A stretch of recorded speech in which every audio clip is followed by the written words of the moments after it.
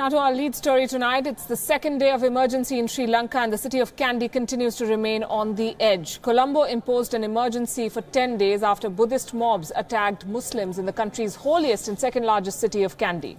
During the day, the police fired tear gas shells to disperse rioters in curfew-bound central Sri Lanka.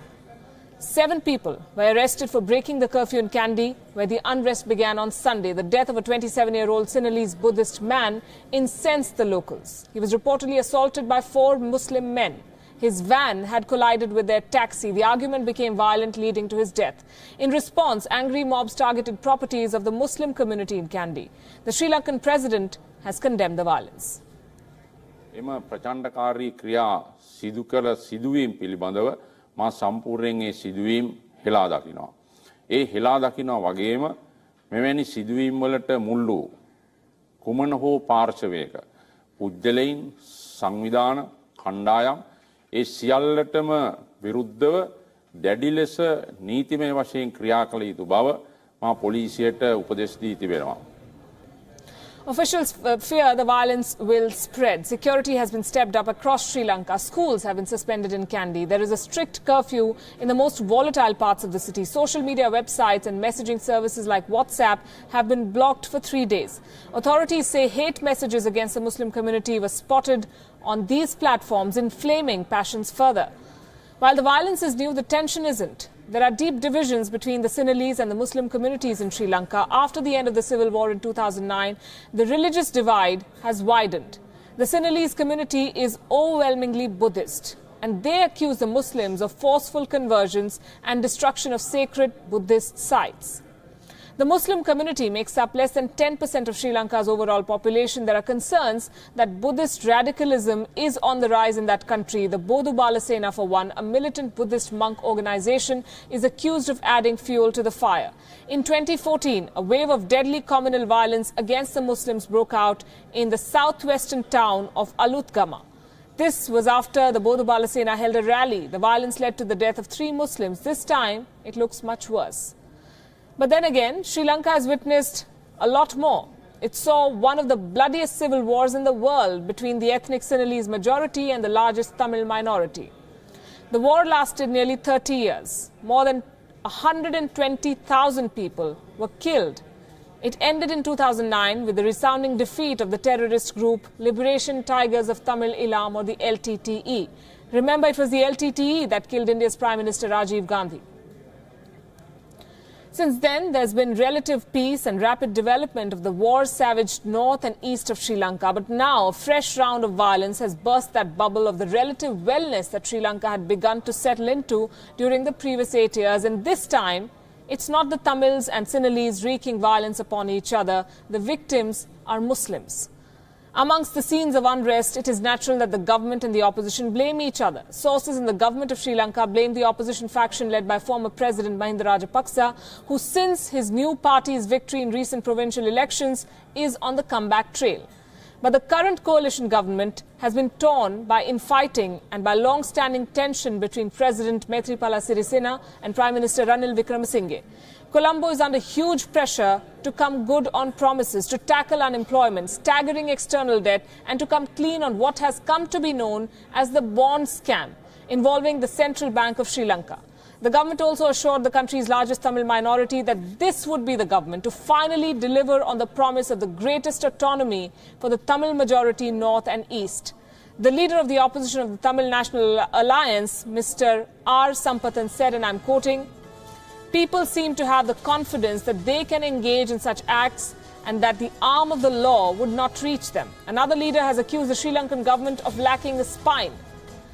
Sri Lanka's society, we have to understand, is as complex as India's. Investigations are on, and it is not clear who attacked whom and whether the Buddhist militant group, the Bodhu Sena, is behind the spate of attacks on minority Muslims. But given that even the 30-year-long civil war was about a deep ethnic, not religious divide between Tamils and Sinhalese, it is likely that the current crisis in Sri Lanka has its roots not in religion, not in race, but in mounting existential problems which only Colombo can and should address. What is also important to note is that the alleged attackers are Buddhist monks, and to those who haven't followed the recent events in Sri Lanka, this may sound like an oxymoron. why the very premise of the religion of Buddhism is peace. So what can radical, militant Buddhism be all about? It has been simmering for a while now, and not just in Sri Lanka. Buddhist groups have been blamed for anti-minority violence in Cambodia, Myanmar, Thailand and now Sri Lanka. The Bodu Balasena has been blamed several times for inciting passions against the Muslim community. They regularly hold rallies, they demand a boycott of Muslim businesses, and they protest against large Muslim families. Formed in 2012, the BBS makes full use of modern information technology. They leverage social networking websites to spread their message and to mobilize supporters. The monks of the BBS in Sri Lanka seem to have made a deal with the devil to gain attention and even an influence over state power. The BBS, in fact, has been linked to Mahinda Rajapaksa, the former president of Sri Lanka. Back in 2013, his brother, Gotabaya Rajapaksa, was a chief guest at an event organized by this very organization. Mr. Rajapaksa served as the permanent secretary of the Ministry of Defence and Urban Development in his brother's government, and this is a mutually beneficial partnership, say some. It is clear that the BBS enjoyed support and patronage of elected officials. In exchange, this group openly announced its support to Rajapaksa for the 2014 election. The country's infrastructure have plunged the country into a debt crisis. Sri Lanka owes most of its debt to China. Locals blame the weakened coalition government of Prime Minister Ranil Wickremesinghe for this. It seems chaos follows China wherever it goes. Take a look.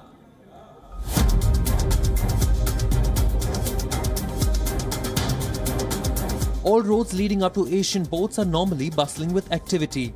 But that is not the case with Sri Lanka's Hambantota port. Despite being open for more than 7 years now, the port's facilities have barely been used. The Hambantota port was built by a state-owned Chinese company and funded by loans from Beijing. Struggling to pay its debts, Sri Lanka formally handed over the Hambantota port to China on a 99-year lease last year. The Sri Lankan government now stares at a mountain of debt, mainly due to its deal with China. In fact, it is not just Sri Lanka that has become vulnerable. A study has found that Xi Jinping's ambitious Belt and Road plan will elevate debt risk in 8 more nations. Sri Lanka faces high risk of debt distress. 2 other neighbouring countries of India, that is Pakistan and the Maldives, could face trouble servicing Chinese debt. China's problematic record of dealing with debt relief has elevated the risk for participating nations. Beyond the debt trap, Chinese investment has done more harm than good for India's neighbourhood. Locals and groups of fishermen in Sri Lanka have held several protests, accusing their government of selling off the country to China. Former Maldivian President Mohammad Nasheed, who is in exile, has accused China of land grab in his country. The internal turmoil in the Maldives has stalled economic activity and job creation. An economic crisis is looming large on Pakistan. Islamabad is completely dependent on Beijing for foreign investment. The World Bank last year warned Pakistan, saying that the country needs $17 billion to cover a rising current account deficit and debt payments. But under the debt trap, leaders of Pakistan and the Maldives have no other option but to play ball with Xi Jinping. The growing concerns over Chinese investment haven't gone unnoticed. Nepal and Myanmar backed away from the major hydroelectric projects planned by Chinese companies last year. Bureau Report, WION. US President Donald Trump's top economic advisor Gary Cohn has resigned. This comes after he lost a fight over Trump's plans for hefty steel and aluminium import tariffs. Experts say the departure of the director of the National Economic Council will blow a hole in Trump's already depleted advisory team at a time when the economy is growing but markets are volatile. The US president said in a tweet that he will be making a decision soon on replacing him. White House officials say the tariffs dispute contributed to Cohen's decision to leave, but it was not the sole reason. Cohen's departure is the latest in a series of high-profile departures from the White House. A White House official said that Mr. Cohen told the president about his decision to resign on Tuesday, but he and the president had been discussing his possible departure for weeks. Cohen did not show up for Trump's news conference on Tuesday, despite a seat being set aside for him. It must not be forgotten the 57-year-old was behind the move last year not to label China a currency manipulator. Cohn also played a role in renegotiating the North American Free Trade Agreement when it was understood that the deal would be terminated.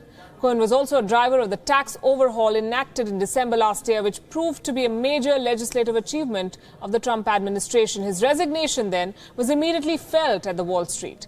Shares, oil and dollar all took a hit as investors fear the trade war could depress global growth. Europe and the IMF, the International Monetary Fund, have urged Donald Trump to step back from the brink of a trade war, as Cohen's resignation has emboldened those encouraging the US president to push ahead with tariffs on imported steel and aluminium.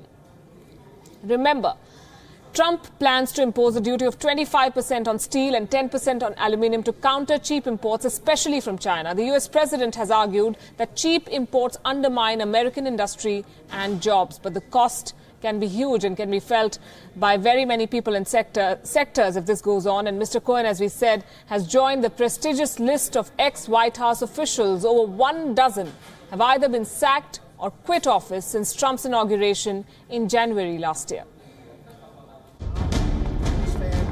Just last month, Donald Trump's longest-serving aide, Hope Hicks, announced her resignation as Strategic Communications Director.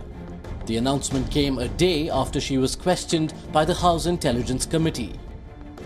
The same month, White House Staff Secretary Rob Porter quit after a year in office following allegations of domestic violence by 2 of his ex-wives. Last year, his Deputy National Security Advisor, Dina Powell, quit to return to work in Goldman Sachs. She was a key member of the Trump team working on West Asia and the Israel-Palestine peace process. Earlier, Health Secretary Tom Price resigned amid controversy over misuse of public funds for his trips to Africa, Asia and Europe. The most high-profile of the exits, of course, was that of Steve Bannon. Once described as the second most powerful man in Washington, Trump's one-time chief strategist, Bannon was fired days after he was quoted extensively in Michael Wolff's explosive book Fire and Fury about the Trump administration. Then there was the White House Communications Director, Anthony Scaramucci, who had to go after just 10 days because he took on some of his own colleagues. His departure followed that of Trump's Chief of Staff, Reince Priebus, and spokesperson Sean Spicer. Priebus was fired and replaced with John Kelly as he had strong differences with Scaramucci. This was the case of White House Press Secretary Sean Spicer as well. According to reports, he too was not at ease working with Scaramucci, who had been appointed as the White House Communications Director. Earlier in the summer, Trump dismissed FBI Director James Comey amid criticism of his handling of investigation into Hillary Clinton's emails. Also sacked was National Security Advisor Michael Flynn, who was charged with misleading Vice President Mike Pence and the FBI about his meetings with the Russian ambassador before Trump's inauguration. Attorney General Sally Yates and prominent New York attorney Preet Bharara also got booted out of the Trump team. Now Gary Cohn too has left following differences over taxes Trump proposed on aluminium and steel imports. Bureau Report, WION.